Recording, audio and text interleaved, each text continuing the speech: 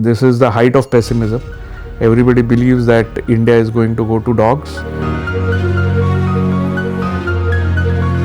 2008-9, you had the global financial crisis which happened. If somebody else sitting in some other country is going to decide my future, let me take the plunge and start on my own. My name is Amit Bivalkar and I represent Sapient Finserv here. Fintegrity is more to do with that.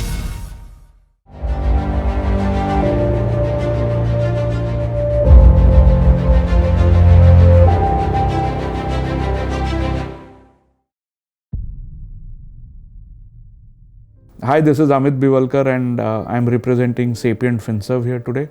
It's nice to talk to all of you and here is my story. Yeah, I'm a Bombay guy, born in Bombay, and dad was in armed forces on the controller of defense account side. So we have been touring all across India.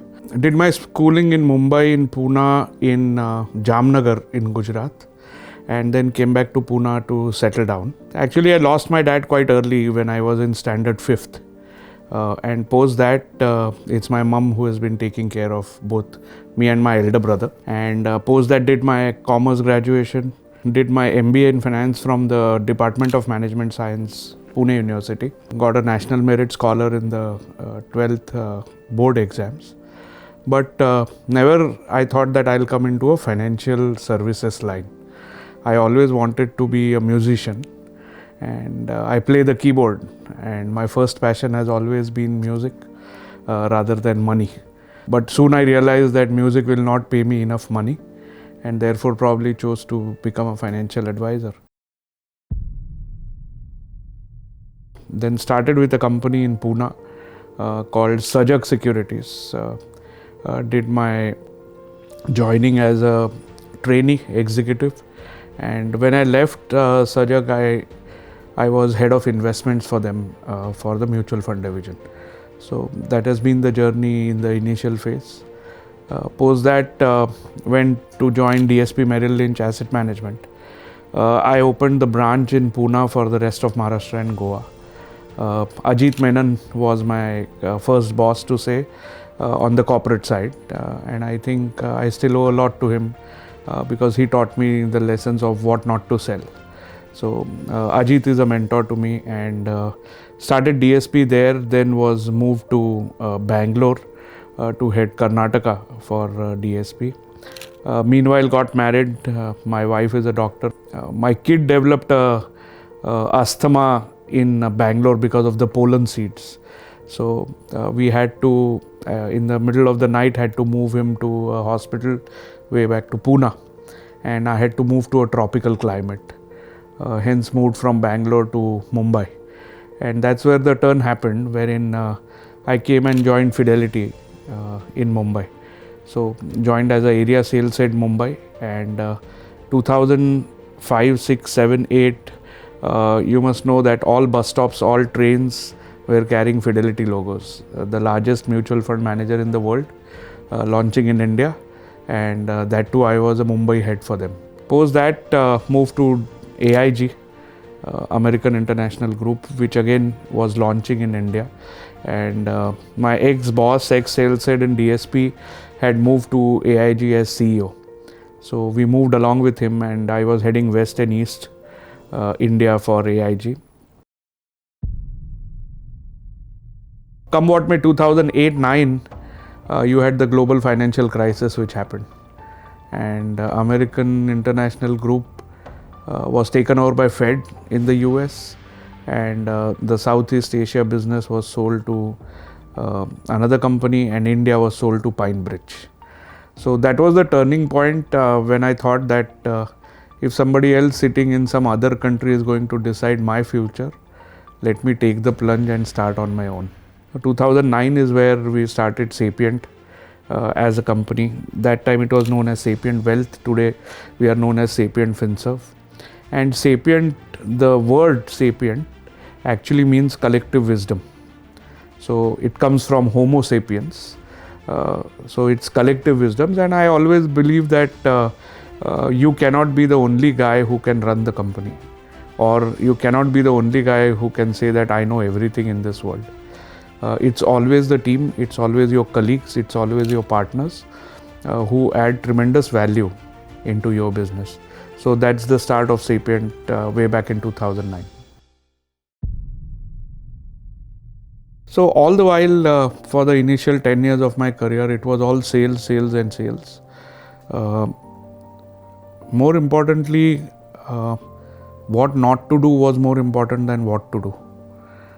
So there was clearly a blacklist which ran into pages, and a whitelist was therefore very simple. You need to figure out early in life, or you need to have a guide or a mentor in life who should tell you what not to do in your life. I think I was lucky in that, all God's grace, and all my bosses, they taught me as to what is ethical selling. One thing which I learned in Merrill was that, and Hemendra Kothari being the boss there at DSP, in the induction he only told me one thing, that you can commit a mistake, but if you tarnish my reputation, then I'll not spare you. I think that word, I will not spare you, se zyada tarnish my reputation, was something which has stayed with me all while. You can become very successful by taking a lot of shortcuts in your life. But this reputation, today also at Sapient we have about 110 colleagues of mine in the company, and I only tell them, by the way, you will be surprised to know we do not have targets at Sapient. We do not have number targets. We have, so many people you need to bring into Sapient. So it's more to do with that customer's interest is first, and many a times these statements are uttered by everyone who comes on TV, that customer's interest should be the number one strategy. I think over last 15-16 years of Sapient Finserv, we have not sold a single upfront revenue product. I think that stands to the testimony. What I learned at AIG was investor to investor concept, and this investor to investor concept was the AIG management or the parent company, they will invest their own money into the fund which they are launching in India. I think this was the first by any asset management company to come and say that we are going to put our money first before any of the clients put money. That same logic we extended to Sapient. Any product which gets researched and suggested to clients, either the promoters of Sapient Finserv or the company, they put in their own money there. That is something which I learned at AIG. I was the first guy in my family to start a business. Imagine a Maharashtrian, a Brahmin, who is always into government jobs all through his 5-6 forefathers, and suddenly I come and say, I want to become a financial advisor in share market. And people said, boss, this is not our cup of tea. These are done by Gujaratis and Marwadis. Why are you getting here? You are doing a job. Why are you? I will put you in a government office, in a bank. You do this exam, you do that exam. People will give you 100 excuses. But it's the first guy who will get the pearl. The second guy will get the shell from an oyster. And I think that is more critical. That early mover advantage is something which I thought was good in 2009 when the markets had cracked. And that was the motivation for me, that this is the opportunity. If I can break this open, then I can make it big. So the global financial crisis happened, and we got to know that although we have been sold off to Pine Bridge, some or the other day the axe is going to fall on you because the AUMs were depleting. I said, before anybody tells us to quit or go, let me start on my own. And without thinking too much, I actually jumped into this, that I want to start on my own. All credit to my wife that she supported all through in this. But believe me you, I had a 50 lakh rupee loan going on that time, and I had 2 lakh rupees in the bank. And all my colleagues or even my contemporaries in other mutual funds, they were aware of the financial situation at that moment. And this is something which I learned, that leverage at what cost. and leverage when. So I had a kiddo who was 3 years old. I had a job, I had a pressure because I was regional head for West and East. I had taken a home loan, taken a new house, and suddenly this happens. And financial savings, one never pays attention till the time you actually end up into kind of problem. So I always mention one line that there is no correspondence course in swimming, right? Unless and until you fall into that, you don't fathom the difficulty that you are going to swim through. So initial 3-6 months when we started Sapient, we did not take salaries. We were sitting out of a 280 square feet old house in Prabhat Road, Pune. And we had one office boy, we had one back office guy, and we had another gentleman. So we had a team of 5 people sitting out of that office. 0 assets, 0 earning for 6 months, and a EMI of 56,000 rupees per month. Interestingly, I don't know how many people you have asked this question, but most of the advisors what I have met, I have seen, they seldomly manage their family members' money. So chacha, fufa, generally they don't manage their money. They don't come and tell you that, okay, this is what I have got and you invest. The building where you stay, very few people in that apartment come to you for advice because they don't want you to know what net worth they are, right? So people closest to you definitely are not your well-wishers. And here, one of my college friend, he had told me an interesting anecdote. He told me that you have to actually distinguish between who is your friend and who is your acquaintance. So after that day, I started writing, okay, I met 2 guys today. Does he fall under friend or does he fall under acquaintance? And I keep on revisiting that person. That, okay, is he a friend? No, he's still acquaintance, I think Indians typically make everyone their friend at the first instance. I think we need to distinguish between friend and acquaintance.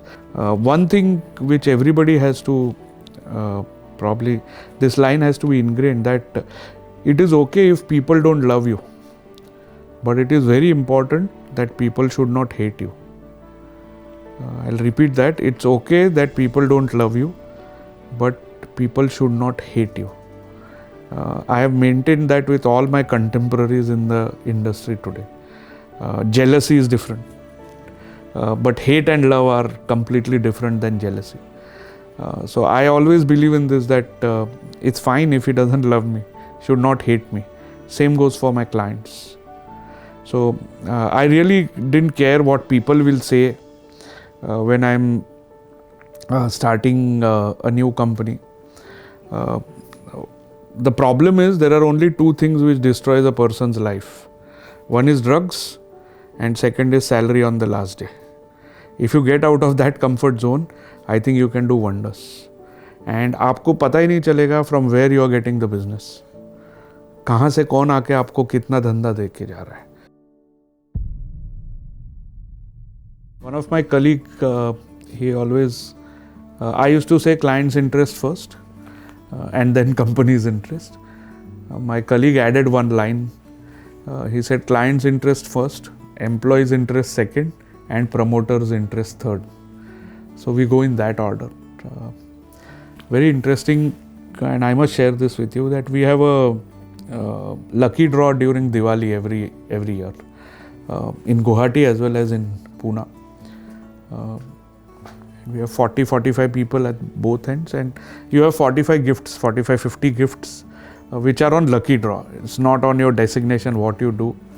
You feel so nice. I mean, last year we had one of our runner office boys. He won a Samsung 50-inch color TV, flat screen at his house. That was only through your lucky draw. And sales head won a blender, which was some 1200 rupees. I think getting that culture within your company, first and foremost thing. no employer-employee kind of relationship. It has to be open. You need to come and shout at anyone, to the promoters. An employee can walk in and he should be able to say or speak up his mind. That is very, very important. So customer interest first. I am a guy who is not easy to deal with if you have jumbled up with a customer, because it's the reputation which came from Hemendra Bhai. I think I am very much finicky about that. Second thing is employees' interest. I think finance and integrity should go hand in hand. You cannot separate the two. Anything and everything, the outcome in this world is finance. And if you do it with integrity, I think you are going to be successful. So, Fintegrity is more to do with that, be transparent, be clear in what you are communicating, what you are delivering. I think if that's the case, you will not have any problems in life. So, Fintegrity essential part, I think one of the core values of integrity, and this not only applies to you as a relationship manager, this applies to relations within the family. I have seen many families break over integrity on finance. किसी को कम दिया है, किसी को ज़्यादा दिया, मुझे ज़्यादा चाहिए.